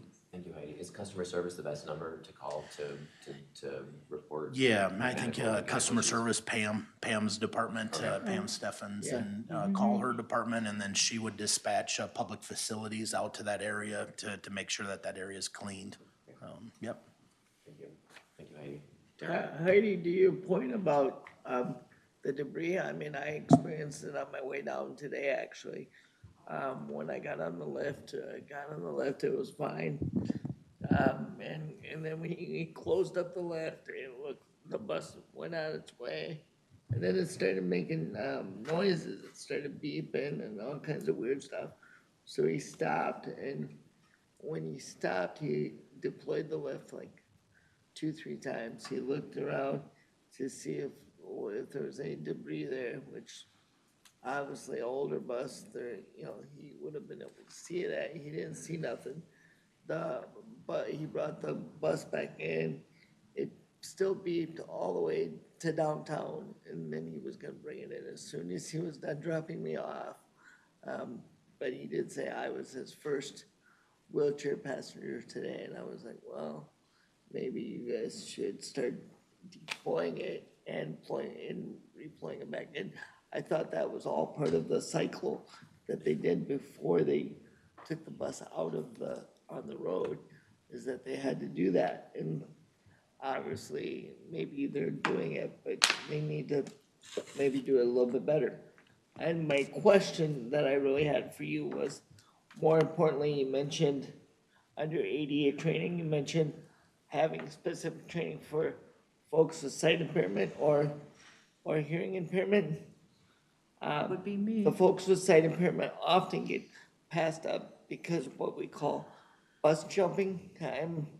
If you've been around Metro Transit for as long as you have, you're familiar with bus jumping, and it happens a lot in warmer weather because the bus behind doesn't understand that, yes, he needs to make it to that first stopping point, regardless whether he thinks everybody else came back to his bus or not, because at that first stopping point is where that visual impairment person's going to be.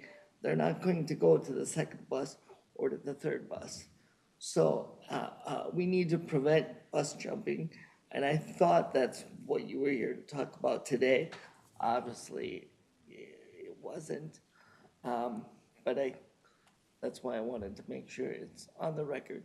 Bus jumping is clear. It proposes problems. Ken was the first one that brought it up to my attention, a little over a year ago, Ken, and I appreciate that. Yeah. Because it obviously is an issue. Drivers do it all the time. They do it on my wife and I all the time, even though we can get back to the second bus or the third bus.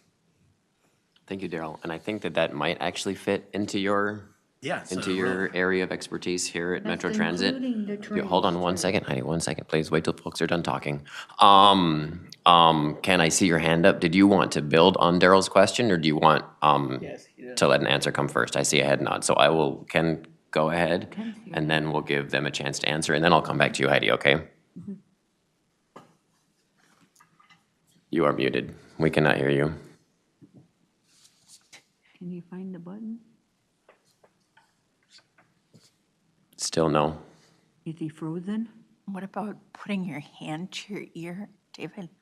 Can you unmute him or not? What do you, okay. I can see that he's trying. With your Oh, I'm, clicking it back and forth. no, he's working on it. We'll, still know. When we can hear you, we'll let you know, Ken. Heidi, did you want to make your point? Oh, While we I was wait for the also tech gonna issues? say to Darrell's question, it's also the trains too, because sometimes people want to get on the train and they kind of hop it, and do that. So it makes it harder for people with disabilities to do what they want to do, just to get on safe, and to do it right. And I don't want the driver to just, you know what I mean, thinking we're all on. One of the, Mr. Chair and committee members, as we're waiting for some mic issues there, I want to revert back to that, the one video, just to reassure you, it's that ADA bus stop video. It's a 4-minute video which describes where buses should stop for a person that's disabled. We show that specifically. I do that training. We have a bulletin that's called Where to Stop Bulletin. And then I do that training, or my colleague Jovita does that training. And we do that because we have them sign for that particular, that training. We go up to the dry eraser board. I can picture me doing it. I should have done it today. Jovita did it though today, and because I was preparing for this presentation. And we talk about bus jumping, clearing the stop, and don't put your pedal to the metal and just take off. Make sure that you observe the bus stop. If there's somebody there, disabled or not, you have to stop. You have to announce your route. You have to make sure that they know that you are there. The bulletin it's called Where to Stop Bulletin. We issue that to them. We read the bulletin to them, and then we take any questions that they might have, and then we have them sign off for that, and then that's put into their employee jacket.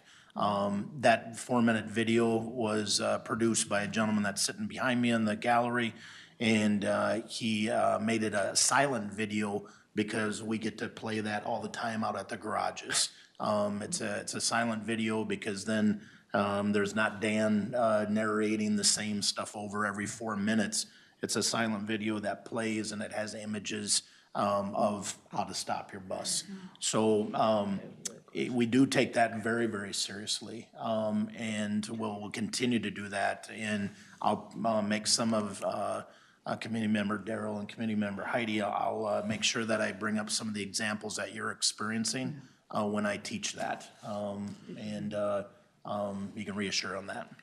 Hold on one second, Heidi. I want to just see if we got Ken's audio yet. Yes. Can you hear me? Yes, go ahead, Ken. Oh, yay, thank you.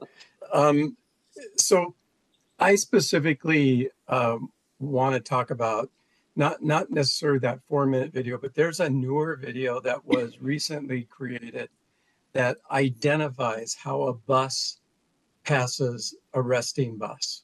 And I know safety is the highest priority for bus drivers. I'm grateful for that. I applaud that. But safety for riders that have disabilities is also critically important.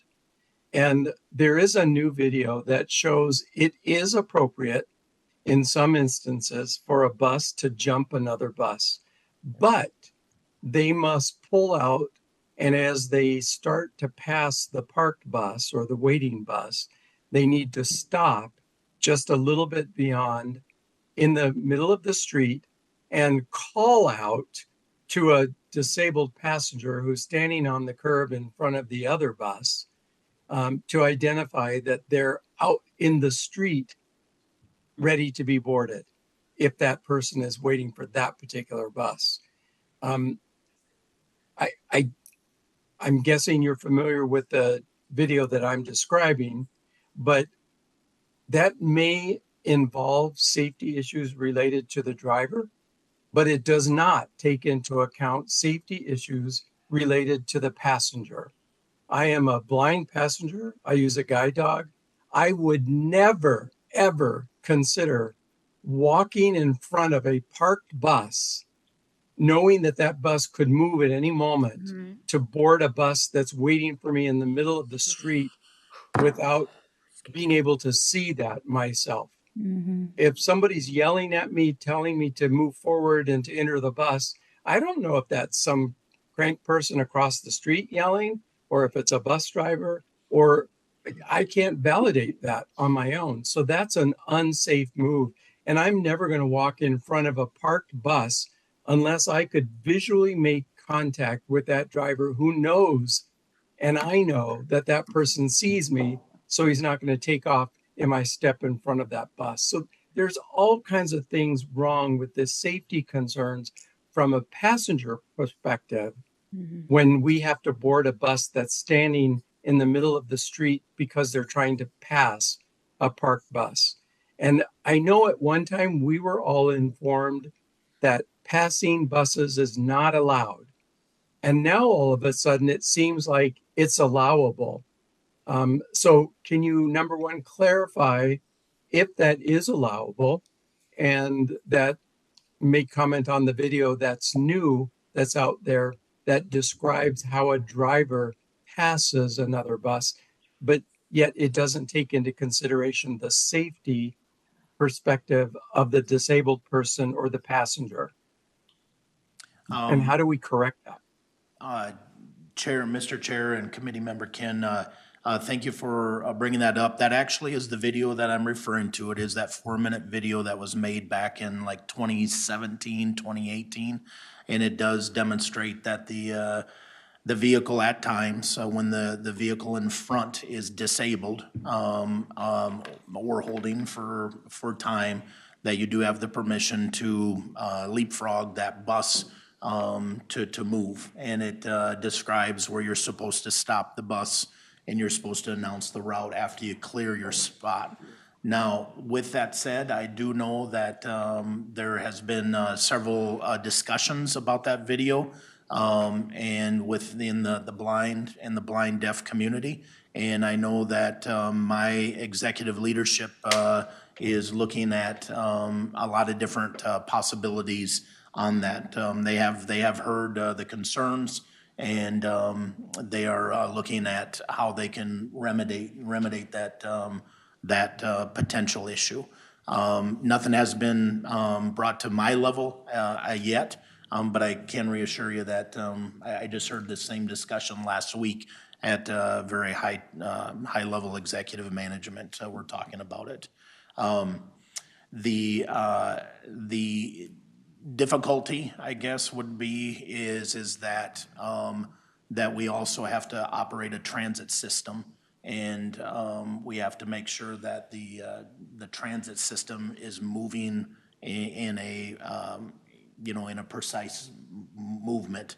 And I don't think it's possible for us to wait at a bus stop for a bus to potentially move when it could be broke down. And we just have to wait until that moves so we can move forward. But with that said, there are other alternatives that we can do and continue to work with the TAAC on different ideas and strategies too, where it meets your needs, but it also meets the needs of a transit company. Yeah, and it does concern me a little bit that you have heard this discussion at a fairly high level management team, yet no one has reached out to talk to us about what our concerns are about a bus stopping in the middle of the street and calling out saying it's safe to cross, and we have to walk in front of a parked bus to get to a presumed waiting bus in the middle of the street. Nobody has had any conversation with us about that and what that is a concern of ours. So again, nothing about us without us is a mantra that we espouse. And I would urge you to please share that with whomever you need to share it with. I don't doubt for a minute or question the validity of keeping a system running on time. And we have multiple bus routes that use the same street, the same stops. We have inherent difficulty, but I think the solution is bringing everybody together to talk about it, hearing what the safety concerns are for the passengers, and then figuring out collectively what we can do together to make it work. We have the ability to do that, but we've not been included in the conversation. And that's what is really irritating to me. We're here as a TAAC. We're here as individuals. We can be brought into conversations. We can be interviewed, we can be questioned, but no one's bothered to do that. And I think, again, I don't doubt that everybody has safety in mind, but we need to combine the safety of the passenger with the safety of the operation of the bus.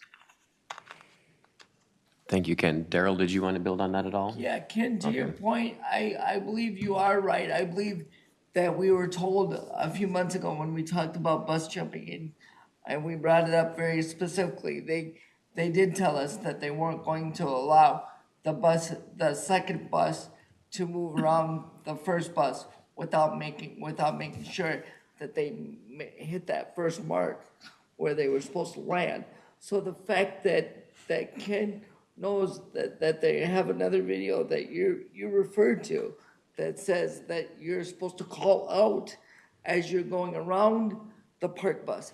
I understand if you're going around a park bus because the bus is broke down, but if you're also going around a park bus because they just loaded a passenger with a wheelchair or a passenger with a grocery cart, then yes, that just means you're gonna have to wait a little extra, maybe 30 seconds, maybe a minute longer in order to make sure that you hit that first mark, even though you might not want to. So you're too in a hurry to pull out. And oftentimes, the reason I brought this up is because I'm gonna talk about something that's even more simpler than that, because you'll see my wife and my daughter and myself often on the bus line, mostly on the high frequency route of 54 or something like that, right? But more than often, more than not, as soon as they see my wife bent down and looking at her phone, she'll look at the driver, she'll get the driver's attention. As soon as the driver opens the door and my wife is looking down, not looking up at him, the driver will shut the door and drive away. More than once that's happened. It happens probably 3 times a week. I mean, so it's simply the fact that because she thinks she's made eye contact with them, she thinks that they're gonna open the door, they're gonna ask her, do you want the lift? She already has indicated to them that she does, but because she didn't look up quick enough or she didn't stop looking at her phone, then they'll just drive away. So she doesn't get the ride if her daughter's not with her or if I'm not with her, because they simply just don't want to take the time to see why that lady is bent over, not talking to them, but she's bent over because she's looking at her phone, looking at directions, looking at a bus schedule, all kinds of things. So, I mean, I know it happens because I see it happen to my family, but more importantly, there's no excuse why that second bus should be going around that first bus unless that bus is broke down. And if you know that bus is broke down, then yes, by all means go around it. But if it's just loading somebody, don't go around it. Please don't go around it, especially at night. We were told the other night when we were coming home, we were told that there was another bus. And we could wait for the other bus only because the bus driver didn't want to clean up the puke that was in the wheelchair spot because he said that there was another bus. And I said, can you make sure that there's another bus?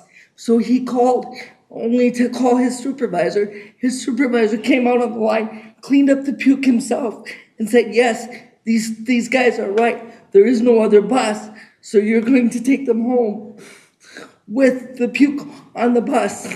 And we said, that's fine. But more importantly, he let 2 other people get on the bus and not let us on the bus. And we're like, well, if you let those people on the bus, why can't you let us on the bus? He said, because there's puke there. And then he wanted my 11-year-old daughter to come up on the bus and look at the bus herself and then relay back the information to us. And we said, no, under no circumstance do you get to ask a minor child to leave their parents to come up on a bus to look at some puke. So when you're doing your operational training and you're telling the buses that they must stop at the first stop, that is true and correct. You should encourage them to do so and not be going around that first bus that might be loading myself or any of my other friends. Mr. Chair and Thank you, Darrell. Committee Member Darrell, I can't respond to that other than to say I'm sorry that happened. You know, I've never been in that situation, and that must be horrible. So I hope that I hope you called customer service and Did not call customer service. They don't do nothing. To Ken's point, I will always bring your point to the forefront, Ken, because I do see the value in it. And it's not just for you, Ken, but I see the value in it for so many other people, mostly seniors, mostly older people that have scooting issues, mobility issues, and they know not to go back to that second bus because they know something might happen. So they're gonna wait to that spot, and they're gonna wait at that spot that they're supposed to wait. Thank you, Darrell. So I think I'm going to ask a couple questions and make a comment here. It seems like clearly there's a disconnect because we have personal experiences of things happening that are against, your policies and what the trainings that are coming out from your office are. Do you collect data on bus jumping and the reason for bus jumping? Because obviously it has to happen at some point because buses will break down. It seems like maybe it's happening more than as driven by what's allowed in terms of internal policies. So again, to repeat the question, do you all note every time that a bus jump occurs? Mr. Chairman, I don't. The training program does not do that. I would assume that the business system analysts and customer service probably do that. Okay. But as far as training, we do not. We don't have access to that. Yeah, because we all know, you can tell us till you're blue in the face that the driver shouldn't be doing this, but it happens. And I know we have to call it in, but again, like most things in the world that affect folk with disabilities, the burden of responsibility for protecting our rights tends to fall on us. So while it is, beneficial for you all to know when this happens so you can do some education, you do have to remember that it's like, do we do that every time we run into a barrier? Do we complain? We wouldn't be doing anything but complaining our entire lives. We just want to go on with our lives and have systems work the way they're designed to work for us. Patsy and then Heidi. Well, I had one thing, but then now this has brought up another. You're talking about the bus jumping. I see that a lot. And I actually, out of sheer curiosity one day, stayed at the corner and was watching, and yeah, buses were coming, and one was stopped, loading, unloading, and another one just went around it. Yeah, all the time. And I was watching, and it was not even the same number, so it wasn't like 2 5s were back to back. It was a whole nother number, and then there were people who were screaming for that bus that just left. And when I used to work and take the buses all the time, I seen that a lot. So it's still going on even today, because that was just last week. Thank you, Patsy. So we know it occurs. You might not know the extent that it occurs.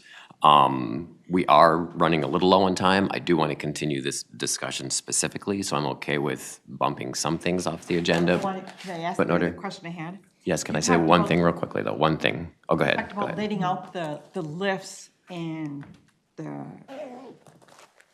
what should we call it, the training on that. I know of sometimes that is, such as a bus driver lowered the lift onto a pile of snow, and the person in trying to get off with a walker fell, and the bus driver lifted up their lift and continued on. That's one that I can tell that's been going on, it's been talked about, but many times I've seen that type of thing. What are they supposed to do if they come up to the corner that there's going to drop somebody off and there's whatever's in the way, snow, whatever? Mr. Chair and Councilmember Patsy, they in that winter driving video that I referred to a little while ago, it's specifically showing that they're supposed to pull up into the intersection or find a clear spot to let somebody off. It's a visual. We specifically talk about that. They're never supposed to let it down as you describe. So I want to, in the recognition of the time that we have left, I do want to, so we have, personal experiences from folks on TAAC, also experiences that they've observed that other people have had. In order to move forward, rather than sort of just talk about everything that's happened to us, it's important to have that. But we have 6 minutes left, and I have 4 more things on the agenda.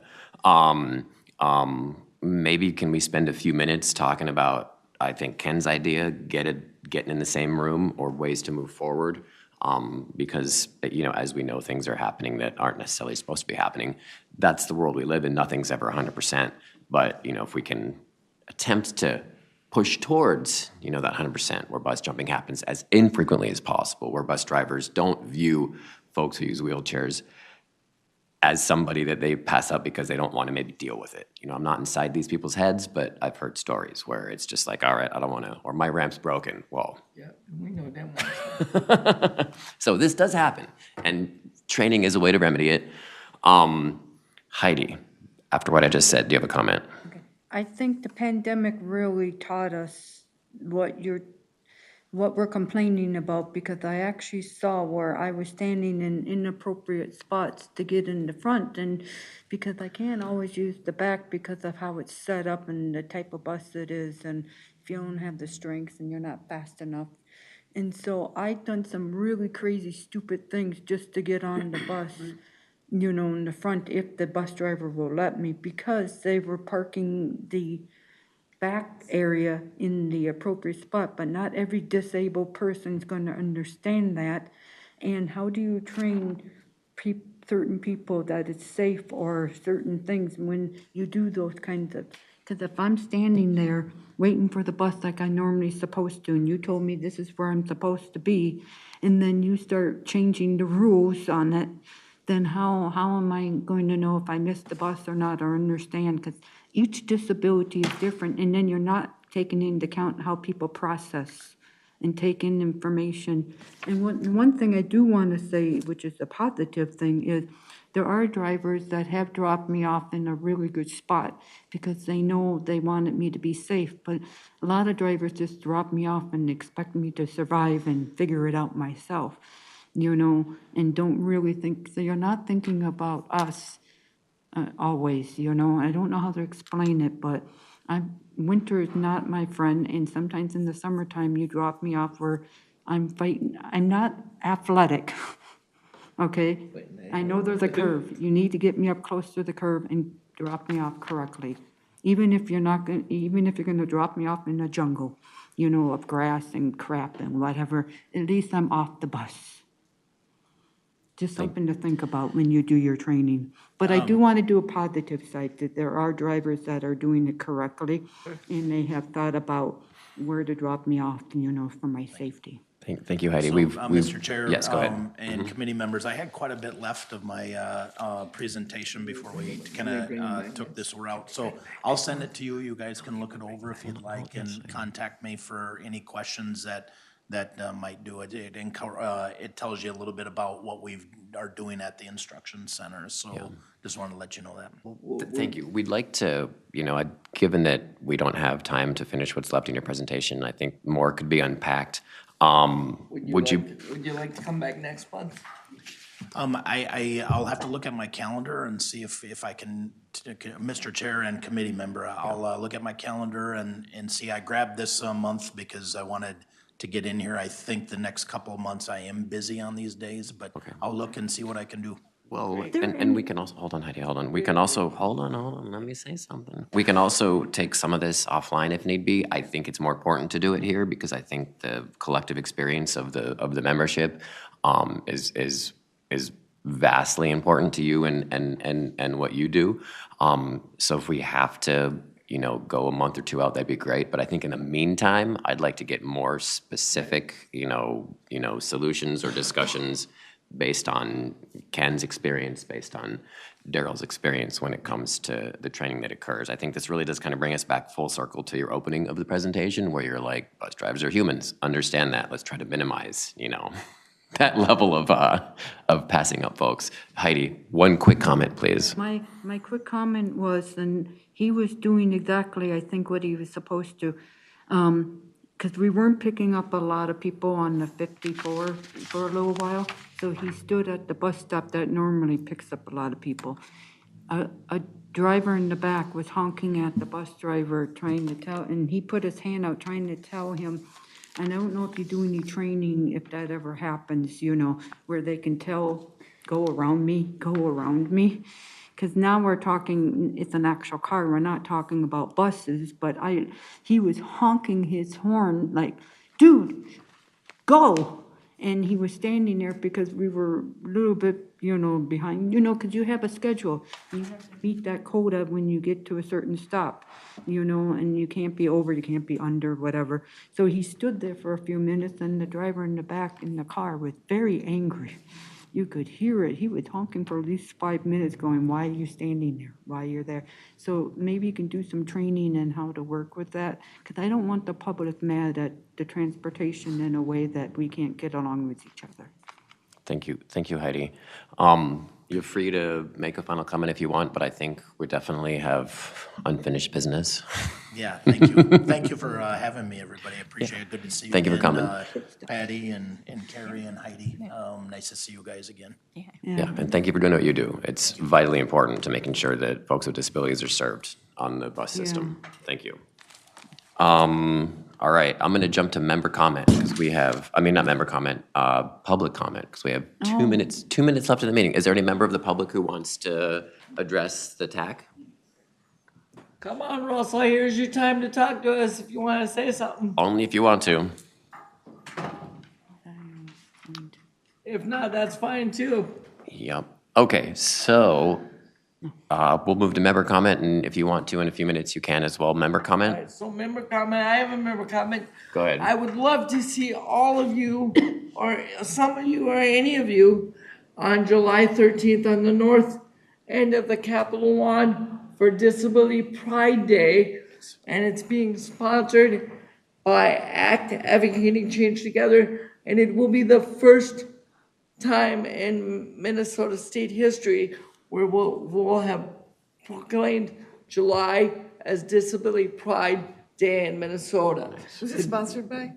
It's sponsored by Advocating Change Together.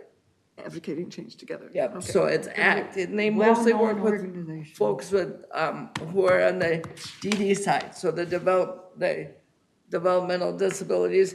And what they do is they provide a training structure to engage folks in their civic and political responsibilities. They teach them what a law is and what laws do, and then they teach them how to engage with their lawmakers in an appropriate professional way. And so July 13th, and we're working with Congresswoman Betty McCollum's office to make it a national holiday. That she wanted to do it earlier this year. So we told her that yes, we're willing to do it. So I know that that's also being done. So come on out between 11 and 3 on next Thursday. And it will be open mic, there'll be games, there'll be food, all kinds of stuff. I'll be there, so come out and hang out with me. What day is that on? Oh, you're going to be there? I'll be there. So obviously none of you will be there, right? Because I'll be there, right? Right? Is that what you were implying? It was just a bad joke.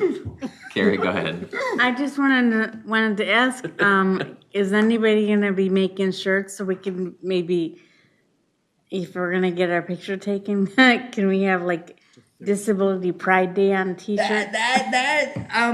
I'll talk to you offline about that. That will, Be a good idea. All right, member comment. We're going to wrap this up quick, folks. Go Mine ahead, is Heidi. I was told to tell it now. I want somebody to come to talk about the green line and the vandalism and how they're handling some of that, because it seems like lately it's getting worse. And Thank so you. I just wanted to bring that up. And also, because we got the other side where the buses are, and then we got the Skyway, so they all kind of play into each other. And why is it starting to look worse?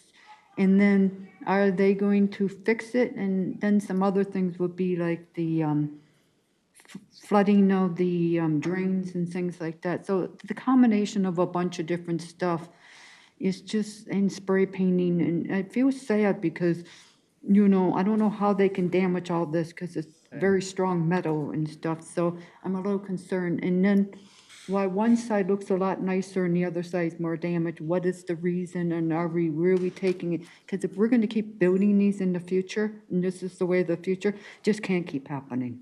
Yeah, I agree. Thank you, Heidi. I put that on the list of things to add to the agenda in the upcoming months. Last chance for member comment, otherwise I'm gonna do a real quick finishing of everything else that's on the agenda. Okay. All right, the legislative update just happened. There is not one. Subcommittee reports. We'll Right. promise we'll give them the legislative update. Okay. Next month, we'll do the first thing on the agenda. Sounds As if good. We she's did get a available. comprehensive, hold on, we did get a comprehensive update last month via email and printed copy from the Government Relations Office, And I so. think we sent it out twice to this. I put it in the Yeah. minutes. And it went out in the minutes again too, so there has been a comprehensive overview of what happened last sessions in terms of transportation. Apparently it was a good one. Subcommittee updates, Ken's gone, Chris is not here. We had Gold Line, we had Purple Line. Darrell, do you want to do Gold Line? The Gold Line, what I was supposed to say is work, construction. If you looked at anything in Woodbury along the line, you can see the work that they've done out there. And then throughout the, in middle of the night, the last couple of weeks, they did utility and line construction, stuff there with that, so. That's all I was supposed to say. Thank you. The work continues. Thank you. And one last opportunity for members from the public to come make a comment if they want to. Nope. All right, that being said, we are adjourned. Thank you all very much. See you next month. Okay.